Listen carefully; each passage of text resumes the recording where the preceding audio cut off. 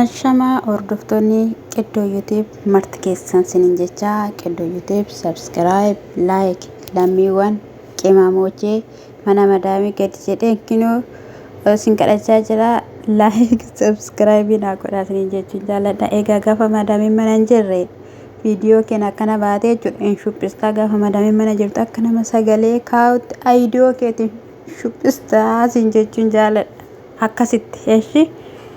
Inna jechuudha egaa waa'ee dhimma Abrahaam dhimma Ruutaa irratti jechuudha nama baay'ee kan gaddisiisedha keessayyuu maatii Ruutaa maatii Abrahaam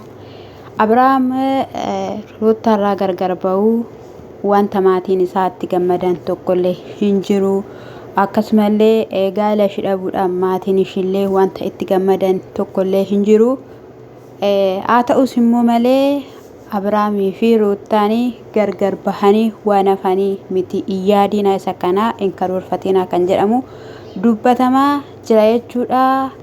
Abrahaamis namoonni baay'een jechuudha dhugaa dubbachuuf ati dhiiraa ati amma ani goota jettee ani jabaadha jettee hojii hin taane hojii fokkisaa hojii bareedaa hin taane hojjattee isayyuu dhiira jettee haasoftaayii ati dhiira miti hanga jedhaniitti jechuudha.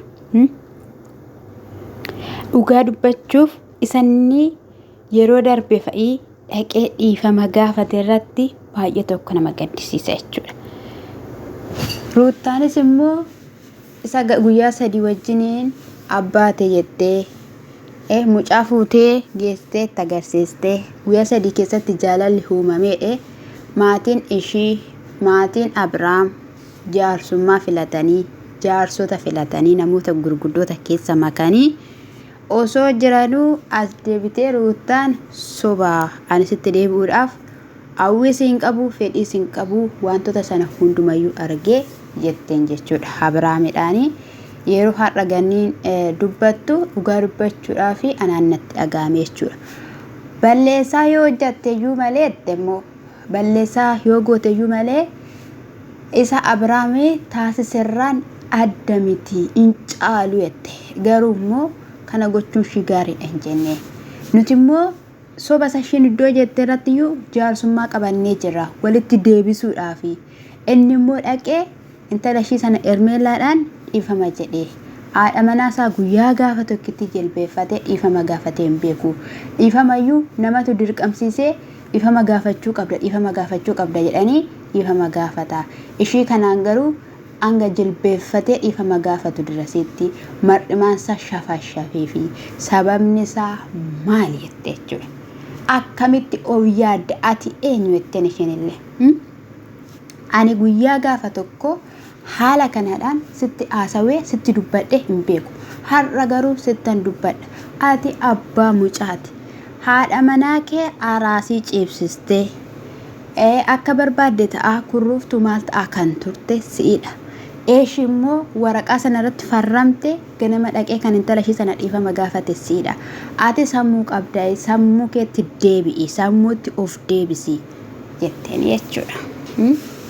Dhugaa dubbachuuf baay'ee namatti dhaga'ama maaliif namni guyyaa 2 guyyaa 3 torbaan tokkollee obsaa jechuudha. Isheen akkuma dubbatteetti ganiin jechuudha gaafa sin barbaadu jireenya keenya keessaa ba'i jedhe Ruutaan ittimi Abrahaamiin jettu mataasaa gadi gombisee waan inni ta'e argineerra. Kana jechuun immoo Ruutaadhaa fi jaalala hin qabu jechuudha. Irraa jaalala hin qabu jechuudha. Har'a Ruutaan miidiyaan baatee yeroo haasoftu waan gammachuu qabdu sinitti fakkaataayi. Nuti argaas jirra. Nuti ishii faana jirra. Maal akka ta'aa oolu keessa ishiis eenyu beeka jettee jechuudha.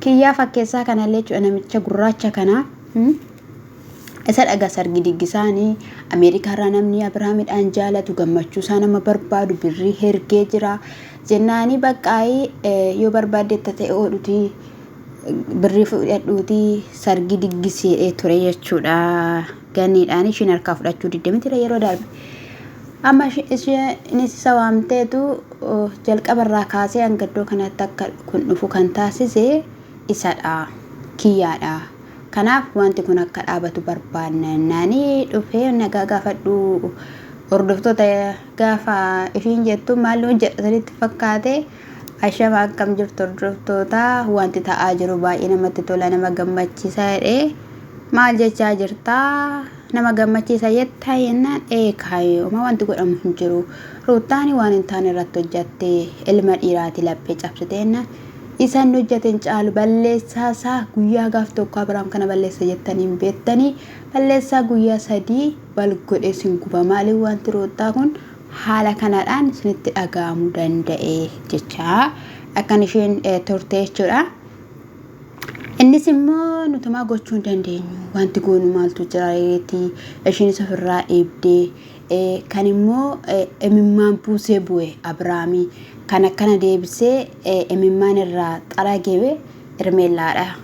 Gaafa sana ganama argitanitti mitiree guyyaa tokko illee kan dhufe emimmaan isaa xuruursaa jechuudha bu'aan bulee sabiraaniyyuu Ermeelaadhaaf gaafa sana iyyuu deebisee bilbila isheen hojjete gaafa yeroo taanii soba jettee sana galgalee jechuudha. Abrahaami emimmaanicha immoo dhufee kan irraa dabarsee kan irraa sooftiin xaragee ermuudha jedhe. Esheettee aboo kaa dhiiraadha itti isheen immoo jechuudha. Haa ta'u malee itteen ammas isumaan Ruutaan Abrahaam irraa gargar hin baatu. Nuti fi warri Abrahaam waliin haasawaatu jirra. Maatii isaas gaddisiiseera. Maatii ishiis gaddisiisaniiru.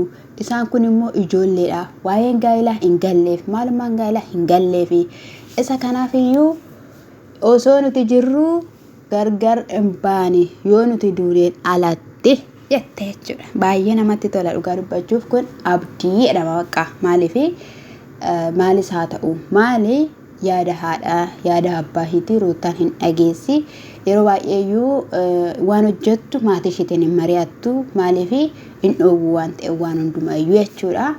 Abrahaam immoo sammuun ittiin jiru sammuudhaan hin jiru namni sammuudhaan jiru dhugumadhaanii na jaalatteetidhaayi kan garaa ishiitti naa baattee cinqisana kanii anaaf jetteet argite dhala kootiif jetteet argiteedhe fageessee namni yaadu haadha manaa isaarratti haala kanaan xibbaa hin taphatu. Ani boru mucumti saayyuu waan jedheeni abbaa koo jedhee waamu anaan ajaa'iba jechuudha. Dhaloonni baay'een jechuudha gaafa jabaatan yeroo daa'ummaa keessa jiran uumamtuu isaan ittiin fakkaatu garuu gaafa of danda'anii gaafa haalota arganii baay'ee tokko adda baafatanii gaafa sanadha jechuudha. Isa kanaafuu egaa haala sanadhaan ture siniin jechuun jaaladha. Yoo of eeggadhaa yoo ta'u immoo baate immoo seeratti dabarsinee sin kennina kana jechuun immoo nuti sini sodaachisu miti tasgabbaa akka inni waan kana hundumayyuu dhaabu isaanis gorsa ishiinis immoo jireenya isaanii keessa abaatu har'a Ruutaa fuudheeti Ruutaarraa dhalche borus immoo Ermeelaa fuudhee Ermeelaarraa dhalcha maal jechuudha wanta akkanaa. Gaa'ela jechuun tokkichumadha. Gaa'ela jechuun immoo gaa'ela kabajanii ittiin jiraachuudha malee ittiin xiraa'uu miti jedhanii jechuudha. Abeel maaliif kan inni Ruutaadhaan waamee haala sanadhaan haasofsiisaa ture maaliif haasofsiisa akkasittidha maaliif akkas jechuunis danda'e ishii cabsuudhaaf ishii bochisuudhaaf miti ishii dhossuudhaaf miti miidiyaarraa ishiin immoo dubartii dhokattu miti dubartii akkasii yaaddan taatu miti yoomiyyuu kun hin ta'u jennaan isaa biraa isa Abeel godhee fi anatu bakka bu'ee dhiifama jedha jechuudha. Yeroo baay'ee amala kiyyaa keessatti jechuudha waan hundumayyuu hin amanu yoo dhiifama jedhes irra keessa malee irra gubbaadha malee irra keessaadhaan hin jedhu dhiifama jechuudha yoo hubattaniitu ta'e jechuudha namni sabeettanii. Innasa kanadha yeroo kanatti egaa nuti waan sinirratti taasisnu nutu beekaa wanta Abrahaamii fi Ruutaanii xumuraan tokkollee hin jiru wanti gargar ba'an hin jiru waraqata ishii sana yoo ta'e immoo homaa tokkoyyuu miti waan baay'ee jira gargar hin baanedha. Isse tokkos immoo jechuudha dhukeerraa kaasa Abrahaam irraa dhukee abaxxaree lafa sakaa'e dhugaa dubartii ulfa baachaa turte dhukkubsachaan ture jettee kiniinii nyaachaan ture jettee namni bukkee jiru hin jiru jettee yeroo sana viidiyoo sana illee argitee garaan illee sirraafamne ati ganaa qalabatii ganaa beelloofattee ganaa suufii maalii maal taata kun ta'uudhumayyuu in qabaatu ati nama dhamma akkamittiin ziyadda maatii keen kabajjuu maatii isheen kabajjuu maal hojjechaa jirta mucaa si fakkaatu ilmoo si fakkaatu si kenniteetu jirti ati immoo itti hin beenne isa kanaafiyyuu hordoftoonni baay'ee shidhaan jaalatu baay'ee shidhaan kabaju ani fuudheen biyya Dubaay seenaa yoo ishiin ishii jettee mucaashis ta'e ishiis ta'e Ruutaan nama hundumaan nama jaalatamudha baay'ee nama jabduu cimtuudha moodeliidha eenyuyyuu ishii awwaa yoo itti deebite itti deebi'i waan hojjechaa jirtu yoo dhiiste dhiisi yoo dhiisu battee immoo dhimma mataa keetiiti ani baay'een ishii jaaladha baay'een ishii kabajaa fudhadheen Dubaay lixaa'e harraf Nasa kana sanii jechuun jaaladha baay'een sin kabajaa amma gaa'ee gammachuutu jira jechuudha abdiitu jira jechuudha gaadda kana ta'ee eessa tureeyyuu dura Suuslaandiin sunis deemuun afeetoo jira Ruutiyyeen gara gaa'ela isheetitti hin deebite jechuudha garuu Abrahaam shaaworii galee dhiqatu malee ittiin deebi'in maaliif jennaan xuraa'eera waan ta'eef jechuudha Ruutiyyeen nachaaw